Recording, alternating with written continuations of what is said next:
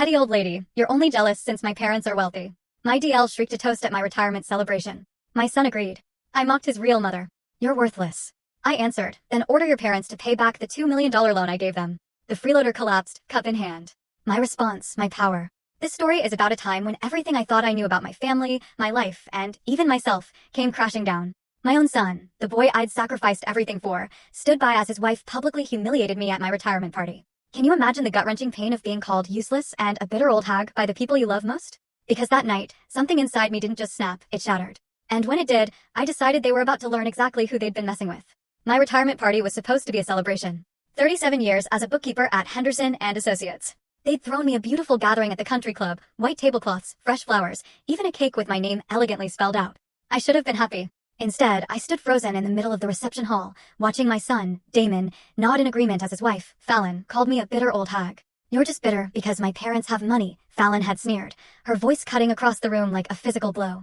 Her perfectly manicured finger pointed at me accusingly, her designer dress glinting under the crystal chandeliers. You've always been jealous of our lifestyle. The room went silent. My former colleagues, my neighbors, even the catering staff, everyone stopped to stare. I felt a familiar, sickening heat creep up my neck. That burning humiliation I hadn't felt since I was a child, being scolded in front of the whole class. Really, Mom? Damon added, his tone so casual it was almost bored. You're not useful anymore. Why don't you just accept that and stop trying to insert yourself into our lives? Not useful anymore. The words hammered in my head as I looked at my son. This 35-year-old man I'd raised alone after his father died when he was just 8.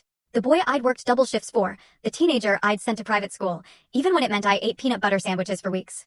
Fallon kept going, her voice getting shriller. Honestly, Lorna, it's embarrassing how you try to keep up with us. We know you're struggling financially. Damon told me about your little apartment, your old car.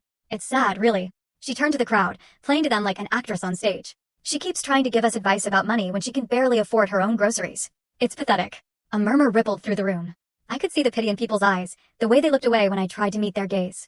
Mrs. Patterson from next door actually shook her head sadly, as if I were some charity case she'd been wondering how to help.